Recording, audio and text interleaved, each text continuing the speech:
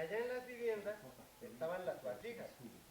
O sea, enterraban las vasijas adentro de las viviendas, cosa que aquí nunca ha pasado.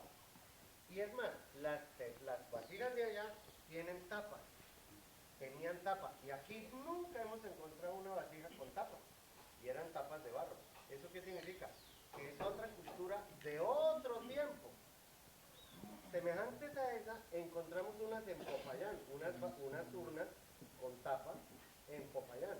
De la época ya los españoles vivían aquí. Es más, en San Isidro, en una de las terrazas, me encontré unos aretes de vidrio. Y el vidrio no era indígena, el vidrio era traído por el español. Con eso era que le cambiaban por el oro, claro. Porque para el indígena le parecía el vidrio una cosa muy linda y el español feliz cambiando el vidrio por oro. ¿Bien? ¿Eso qué significa? Que la gente que vivía en San Isidro era contemporánea de cuando llegaron los españoles. Las viviendas son circulares, pero lo que se encuentra adentro ya era de la época española. Entonces se puede reconstruir la historia desde 2000 años para atrás, o 3000 años atrás, hasta llegar a hoy en día. ¿Bien? Pero tiene uno que ser muy, habría que decir que tiene uno que ser muy científico, o sea, tiene que basarse en la realidad. Por ejemplo, aquí tenemos las tumbas, y tenemos las estatuas, pero las estatuas no fueron hechas por los mismos que hicieron las tumbas, es otra gente. ¿Bien? ¿Por qué? Se sabe muy fácil, porque las cerámicas, las estatuas nunca se han encontrado dentro de las tumbas. Y lo que hay en las tallas de las estatuas no tiene nada que ver con las tallas de las tumbas o las figuras de las vasijas, que son muy diferentes. Cuando uno excava, tiene que ir como siguiendo una pista, como un hilo, como algo que le dé. En Monserrate también excavamos. Allá las vasijas tienen una asa doble, así, una asa aquí y otra acá. Acá no hay vasijas con asa. Entonces dice uno, pero ¿por qué si no es sino pasar el río y ahí en Monserrate ya hay vasijas con asa y aquí nunca hubo? Primero porque era otra cultura y segundo porque pudo haber sido de 1000 años después o 1000 años antes. ¿Bien? Entonces, cuando decimos vamos a recuperar cultura, ¿cómo lo vamos a hacer? Porque llegamos lo más lejos es la casica. La gaitana sí mucho, pero de ahí para atrás, ¿quién nos dice cómo vivían? O nos lo dice un antropólogo que ha excavado, o nos ponemos a trabajar nosotros y averiguamos nuestro propio pasado. A mí me encantaría que un día excaváramos una terraza para que se vieran cómo está la vivienda. En el Picacho estuvimos excavando una terraza que desafortunadamente me la dañó mi compadre Maximino, que llegó un día borracho y acabó con todo. Y era una cosa bien curiosa porque en esa terraza solo encontramos cráneos, no había el resto del cuerpo. Entonces la pregunta es, ¿por qué un lugar solo para enterrar cabezas? ¿Sería que se comían el cuerpo y dejaban la cabeza como un trofeo? Pues así las encontramos, eran los cráneos y tapados con piedras, así en forma piramidal las piedras y el cráneo debajo. Obviamente entonces cuando uno está viviendo en una región como esta, que es como un bocadillo con muchas capas, uno tiene que saber de qué capa está hablando, de qué época. ¿Bien? El pueblito de Patúpue, lo que hay allá arriba, la cerámica que se encuentra ahí es idéntica a la de las tumbas. Entonces uno dice, claro, los que hicieron las tumbas vivían allá. Muy bien. Pero la cerámica de San Isidro no tiene nada que ver ya con la de acá, porque es un pueblo muy posterior. Entonces la pregunta es, hay como muchas culturas aquí. Están los del otro lado del río, que usan vasijas con tapa. Están los de Monserrate, que tienen vasijas con agarraderas de doble adorno. Están las urnas de aquí y lo que llamamos los entierros primarios. Entonces eso es como un sancocho de culturas. Si vamos a recuperar cultura, lo que hay que descubrir es cuál es la de aquí. Y a eso se refiere ya no el arqueólogo, sino también el etnólogo. El arqueólogo investiga los huesos. El etnólogo investiga la gente, la etnia, los pueblos. Y ahí lo que cuenta son las leyendas, las historias. Yo recuerdo con mucho placer un viejito que vivía aquí, que fue muy amigo mío, tal vez algunos de ustedes lo conocieron, que estuve abracito así, que se llama Don Laureano Aquino. Don Laureano vivía aquí arriba Y éramos muy amigos, Laureano y yo. Yo le curaba una pata que tenía una llaga ahí, se le curaba con panela. Él venía aquí, se bañaba en esta quebrada. Yo vivía aquí. Y un día, recién llegado yo a hacer mi tesis de grado, salía yo con una vasija de la tumba ahí de Segovia. Y entonces don Laureano, o pasaba este señor, que yo no lo conocía, pasaba este indígena con un bastón y me dijo, gringo, ¿qué se le perdió por ahí? Yo pensé pues que me iba a insultar, me iba a regañar, porque estaba excavando los huesos de sus antepasados. Y de pronto le dije yo, pues como muy científico, muy doctor, le dije, estoy aquí investigando acerca de sus abuelos, a ver cómo me vivían. Y me dijo don Laureano una cosa que siempre me dejó pensando. Me dijo, esos serán huesos de sus abuelos, esos no son huesos míos. Eso es hueso de pijao, antes le encargo una canilla. Entonces yo me quedé pensando, ¿cómo así que don Laureano no está relacionado con las tumbas? ¿Será que entonces no tienen una historia de que eso fue hecho por la comunidad nasa? ¿O será que los curas cuando llegaron aquí desde 1603 se encargaron de borrar toda la cultura, como les prohibían hablar nasa, nasayú, etcétera? Entonces ahí hay un choque muy fuerte y don Laureano me puso a pensar. Entonces después hablaba yo con el papá de Abrancito y efectivamente los viejos no tenían relación, no tenían recuerdo de que estas tumbas fueran hechas por ellos. Yo hoy en día no puedo decir, porque si son varias culturas, lo único que yo sé es que cuando yo llego aquí me los encuentro a ustedes y entonces uno dice son los herederos. Pero el indígena nasa es muy caminante. Hoy hay muchos nasas en el Caquetá y otros viviendo en el valle y otros viviendo en el Huila. Lo mismo podía ocurrir en aquellas épocas. Hay muchas leyendas, y ahí ya entra la etnología, donde uno puede saber si las comunidades venían del Amazonas, por ejemplo. Ese mito aquí de la serpiente es totalmente amazónico, es la anaconda, la gran culebra del agua, entonces la trajeron ellos. Yo recuerdo una vez en Calderas, un indígena que también le pagué la educación, que se llama Isidro Quiguanás, me echó una historia en Calderas, una reunión pero increíble, una leyenda que él le había oído a los papás de unos hombres con cabeza de caimán que habían llegado aquí. Pues con Abrancito fuimos a un sitio que se llama Guabonita, aquí en el Huila, y ahí hay una estatua con la cabeza de caimán, el hombre caimán, así con una figura. Entonces yo decía, pero aquí no hay caimanes. Entonces esa tradición tiene que ser venida de allá. O sea que el nasa debe venir del sur, el nasa debe venir subiendo, subiendo. ¿Ven? Y como en la época de los españoles les tocó juntarse a todos, los nazas, los yalcones, imanaes, andaquíes, los pijaos, que se los comían a ustedes además, primero los engordaban. Entonces, ya es una mezcla de culturas. Entonces me puse a investigar apellidos. Todo lo que termina en cue es nasa, pero lo que termina en is es pijao. Lis, yondapis, hipis, achipis, eso es pijao. Y por eso es que está al otro lado del río, allá en la mesa de Togoño. ¿Ve? Porque también estábamos divididos por cuestiones geográficas. Entonces, a ese nivel también, uno dice con mucha gracia, soy Lis y por lo tanto soy nasa, o soy achipis y soy nasa, pero si nos vamos para atrás no es nasa, es pijao. ¿Ve? Son historias que están en las notarías, entonces uno tiene que investigar en las notarías. Qué bueno fuera que algún grupo de muchachos se volvieran antropólogos de sí mismos y pasaran un proyecto para que el gobierno les pagara la antropología. Lo mismo ocurre con el idioma. ¿Qué es alcu en lengua nasa? Perro, pero resulta que alcu no es nasa. Alcu viene de los incas, es una palabra inca. Chasqui, chasqui aquí es un apellido, pero ¿qué es chasqui entre los incas en el Perú? El mensajero, el del correo. O sea que fuera de eso, tenemos mucha mezcla con otras culturas que también trajeron los españoles, porque los españoles traían sus indígenas y se quedaron ahí. Entonces, hay una mezcla de demasiadas cosas. Pues la misma palabra coca, aquí no se dice coca, no se debería decir coca. Coca es una palabra quechua, de allá de Perú, aquí es ella. Entonces, minga, aquí tampoco se debería decir minga, porque minga es una palabra quechua. Entonces uno sin saber está hablando una cantidad de idiomas. Por ejemplo, cuando ustedes dicen ojalá, eso no es español, eso es árabe, porque es ojalá, ojalá, ojalá.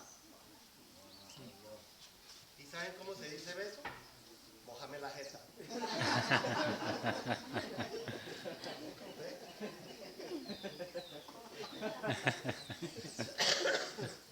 Y si no, saliva va, saliva viene. Saliva Bien. viene. Entonces, no crean que eso de recuperar cultura es sentarnos en un salón a hablar Nasayugüe. Eso no tiene que ver con recuperar cultura. Recuperar cultura es todo, todo. ¿Y quién me va a decir cómo era todo? Si hasta los mismos muchachos de hoy ya no. Esta mañana fue Luis Cuello con uno de sus nietos al arca. Y entramos a la jaula donde tengo yo los cuyes. Y dice el niño, uy, ¿esto qué es?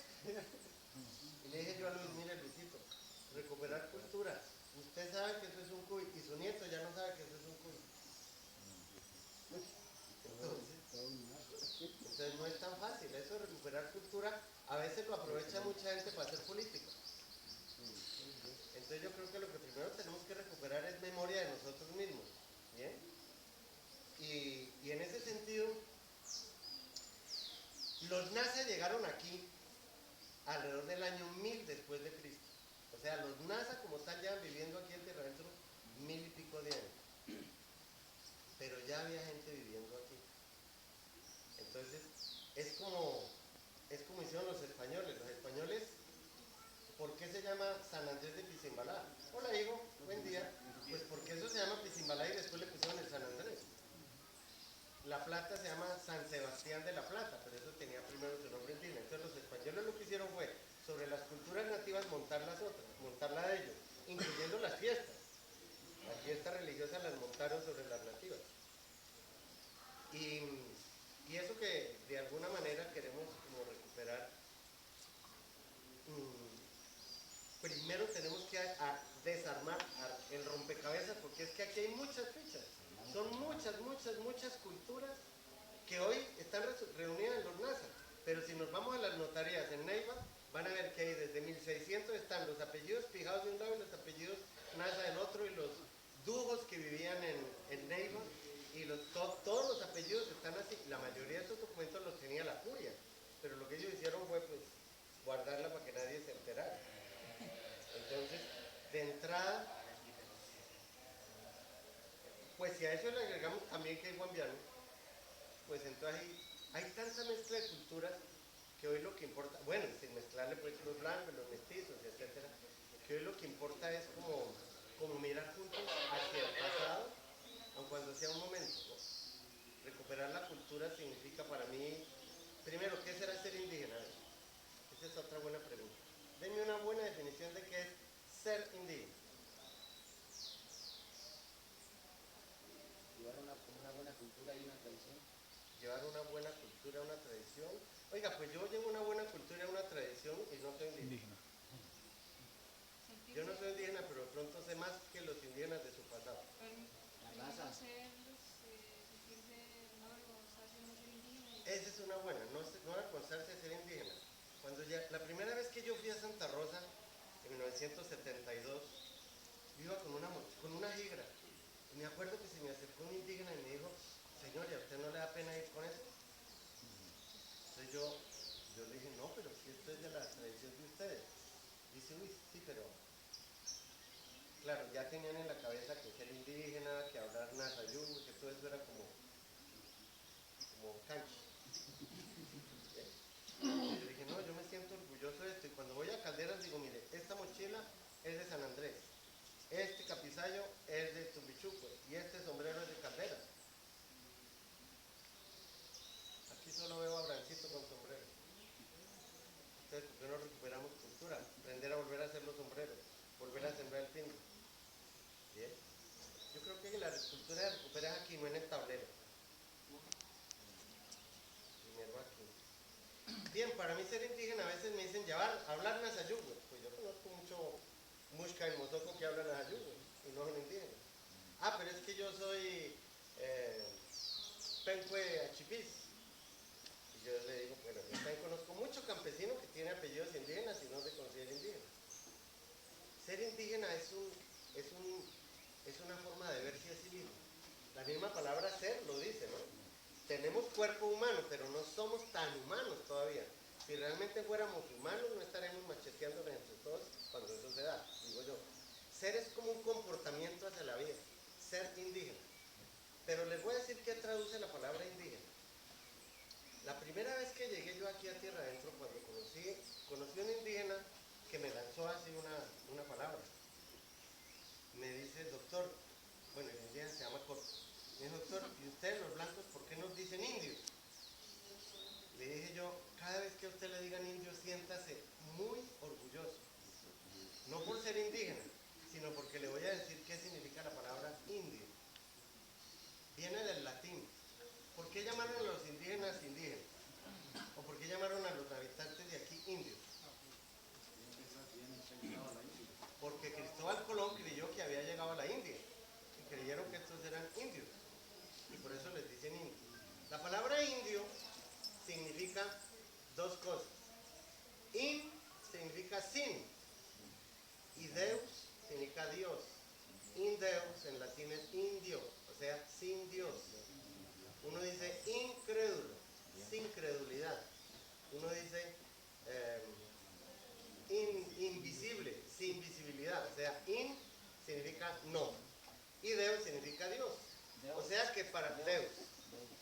O sea que para los occidentales, los hindúes o los indios eran los que no tenían Dios. ¿Por qué? Pues porque no tenían el Dios de ellos, que era Jehová o como lo quieran llamar. Entonces de ahí viene la palabra indio. Pero hay otra palabra que nos agrega, porque esa es la palabra indio. Ahora lo que yo necesito saber es qué significa indígena, que es más largo. Había un personaje de la antigüedad que se llamaba Diógenes. Diógenes. Y Diógenes llevaba como una lámpara. ¿Qué significa Diógenes? Volvamos a lo mismo. Dio, pues Dios, ¿no? Y Genes, ¿qué traducirá Genes? Y ahí está el Génesis. ¿O hay alguno por aquí que se sepa la Biblia de memoria y no sabe qué es Génesis?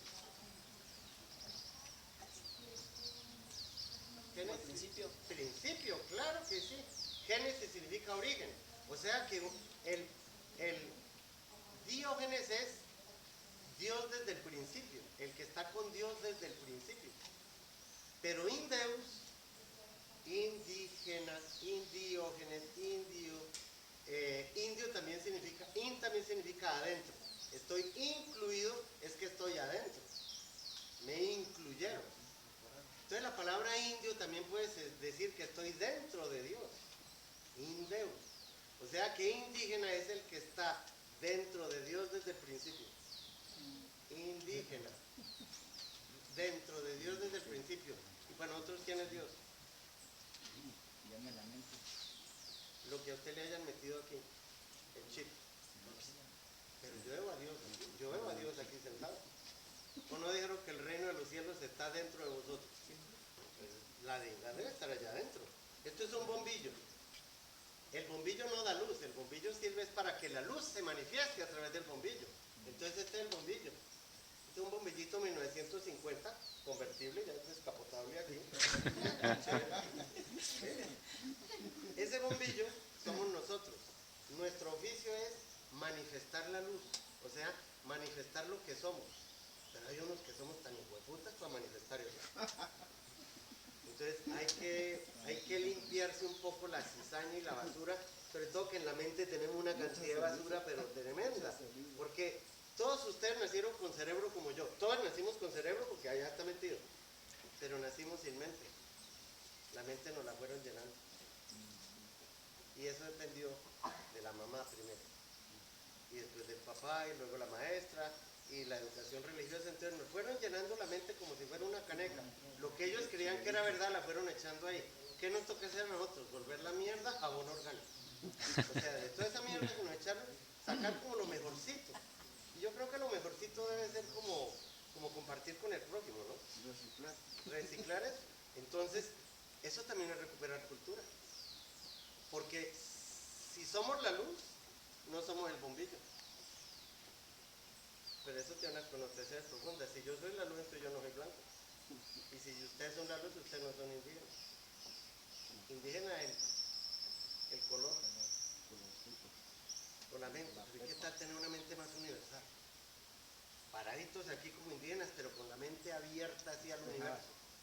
Lo que pasa es que nos cerraron la mente y eso fue mucha culpa de las religiones, porque nos dijeron esta es la verdad y si usted no cree en ella, pues dogma de fe o se va para el infierno. Bueno, no hablemos de eso porque eso ya pasó. Pero la idea es esa, que los papás señores sí los criaron así. Y los muchachos ya tienen la mente mucho más abierta porque por internet se van a viajar por allá. Y eso no hay cómo frenarlo ya. Todo lo contrario, lo que tenemos que hacer es aprovechar la tecnología para recuperar cultura. Entonces, los habitantes de aquí se llamaban cacicazgos agrícolas, tenían cacicazgos agrícolas, eran caciques que vivían de la agricultura. Y eran caciques que no eran elegidos por voto, como es hoy, porque los cabildos tampoco es una organización indígena. Los cabildos son una organización española que fue creada por ellos para que se organizaran en los resguardos. ¿Por qué los resguardos? Porque era más fácil tenerlos en los resguardos para poderlos controlar y que no se salieran de la jaula. Hoy se quieren salir de la jaula y entonces es recuperar lo que perdieron, por decir algo. Bueno, eso está bien. Pero esos cacicazgos agrícolas funcionaban de acuerdo a el poder de cada cacique. Y les cuento que el poder de cada cacique estaba dado, pues claro, por su presencia y su inteligencia, pero también por la cantidad de hijos que tuviera, porque entre más hijos tuviera, más tierra tenía. Y para tener más hijos, ¿qué era lo que más necesitaba? Bastantes mujeres. Una buena mujer. Entonces, no, bastantes mujeres. Entonces era lo que se llamaba poligamia.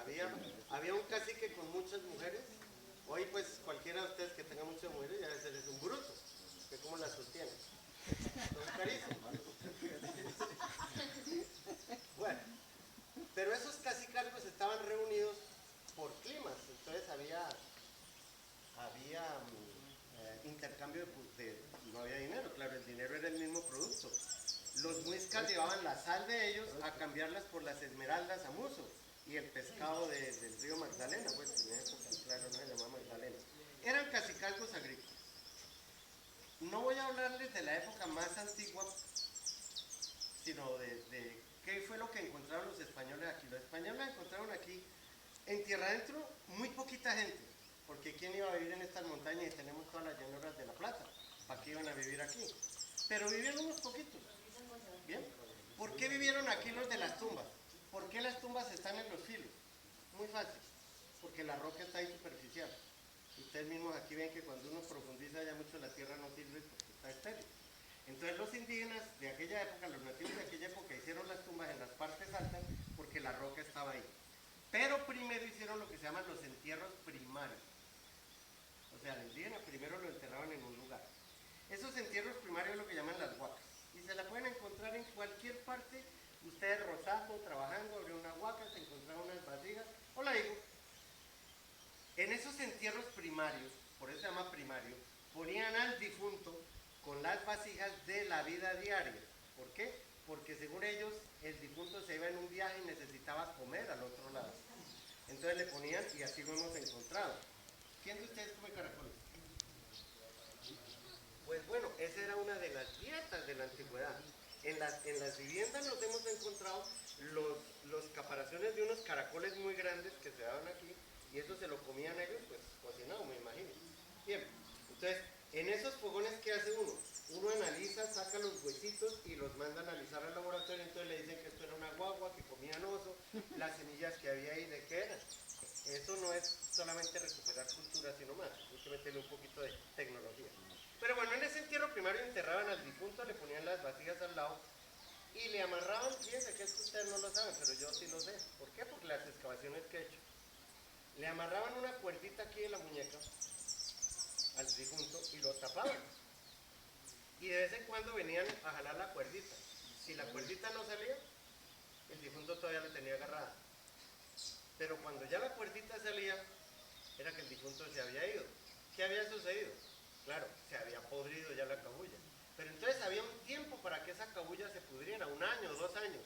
Después de eso, volvían a abrir la tumba, sacaban los huesos y los pasaban a los osarios que hay aquí.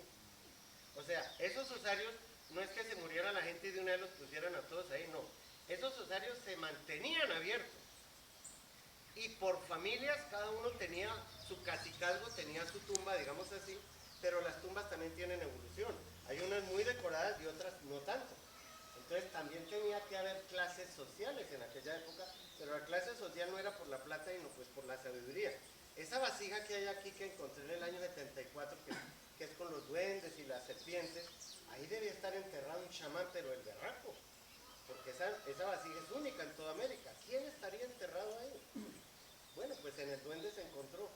Y miren que es curioso porque se encontró en la vasija en el Alto del Duende. Y tiene unos duendecitos. ¿Cómo se dice duende en Nazayú, Abraham? ¿Yum? ¿Ah? Yum. Ese es el nombre de uno de los ríos en San Agustín. Entonces dice uno, claro, esta es la cultura del duende. ¿Por qué llamarán ese sitio el duende? Seguramente antes lo llamaban el Yum en Nazayú, y como siempre pasó, el español lo tradujo y ya se llama el Alto del Duende. Abajo, ¿ustedes saben dónde es Capicisco? ¿Y saben dónde es el Vaticano? Era el Capicisco antes. Cuando yo llegué aquí eso se llamaba el Vaticano.